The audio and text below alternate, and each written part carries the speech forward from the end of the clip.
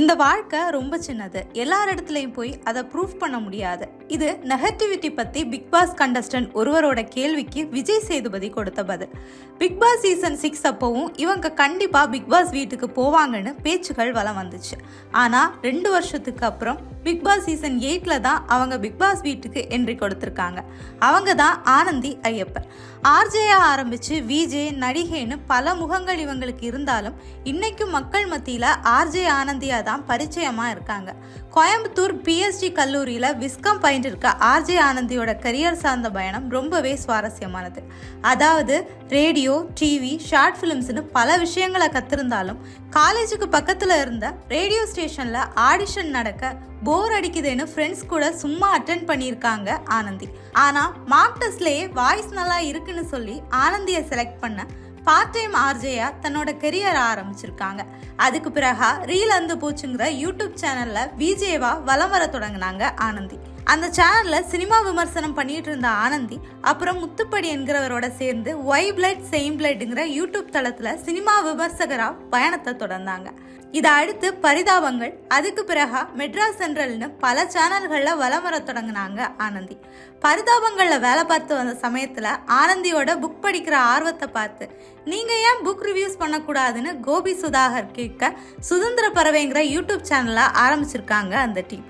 இந்த நிலையில தான் 2019 பிரதீப் ரங்கநாதன் இயக்குன கோமாளி படத்துல ஜெயம் ரவிக்கு தங்கையா திவ்யா என்கிற ரோல் பிளே பண்ணி திரையுலகுக்கு என்ட்ரி கொடுத்தாங்க ஆர்ஜே ஆனந்தி. அதுக்கு பிறகு 2020 தாராள பிரபு, 2021 நெற்றிக்கண், 2023 தீரா காதல், 2024 நண்பன் ஒருவன் வந்த பிறகுன்னு தொடர்ந்து படங்கள் நடிச்சிட்டு இருக்காங்க. இதற்கிடையில 2020 காலகட்டத்துல தனக்குன்னு புது முகவரியை உருவாக்குனாங்க ஆர்ஜே ஆனந்தி. கொரோனா லாக்டவுன் காலகட்டத்துல புத்தகங்களை அதிகமா படிக்க ஆரம்பிச்சிருக்காங்க.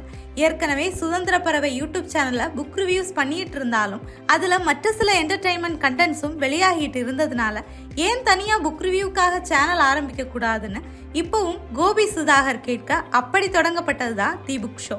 அது ரொம்ப சக்சஸ் ஆக இதை நானே ஏன் ஓன் பண்ணிக்க கூடாதுன்னு கோபி சுதாகர் கிட்ட ஆனந்தி கேட்க அவங்களும் காசு வாங்காம பெருந்தன்மையா இந்த சேனல்ல புக் ரிவ்யூஸ் தொடர்ந்து வரணும்னு அவங்கள என்கரேஜ் பண்ணதா ஆர்ஜே ஆனந்தியே பகிர்ந்திருக்காங்க.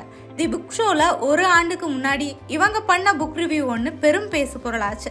அதாவது தான் ரிவ்யூ பண்ற எல்லா புக்ஸையும் வாய்ப்பு இருந்தா படிங்கன்னு ரிவ்யூ பண்ற ஆனந்தி காமசூத்ரா புக் பத்தி ரிவ்யூ பண்ணப்போ இதை யாரும் படிக்காதீங்க, இந்த புக்ல இருக்கக்கூடிய பல விஷயங்கள் பெண்களுக்கு எதிராக இருக்கு, இதுல இருக்கிற பல விஷயங்களை படிக்கிறப்போ ரத்தம் கொதிக்குது அப்படிங்கிற மாதிரி பேசியிருந்தாங்க. அதோட பிரபல யூடியூபர் மதன் கௌரி சில வருடங்களுக்கு முன்னாடி இந்த புக்ல நல்ல கருத்துகள் இருக்குன்னு மார்க்கெட்டிங் பண்ணதை சுட்டி காட்டி அவரை கண்டிச்சும் பேசியிருந்தாங்க ஆனந்தி. அஸ் யூஷுவலா பாசிட்டிவ் நெகட்டிவ்னு பல கமெண்ட்ஸ் வந்திருந்த சூழல்ல நாம வீடியோஸ் எல்லாமே வியூஸ் வரணும்னு தான் பண்றோம், நான் பிகினரா இருந்தப்போ பண்ண வீடியோ இதுன்னு மதன் கமெண்ட் பண்ண 2 பேருக்கும் இடையில சிறு மோதல் நடந்துச்சு. இதை அடுத்துதான் காமசூத்ரா புத்தகமே விவாத பொருளாச்சு. இப்படி படிக்கிற புத்தகங்கள் முதல் கொண்டு பல விஷயங்கள்ல சரி தப்புன்னு தன்னோட பார்வையை தயக்கமில்லாம எடுத்து வைப்பாங்க ஆர்ஜே ஆனந்தி. இந்த நிலையில தான் அவங்களும் பிக் பாஸ் வீட்ல கண்டஸ்டண்டா ஜாயின் பண்ணியிருக்காங்க.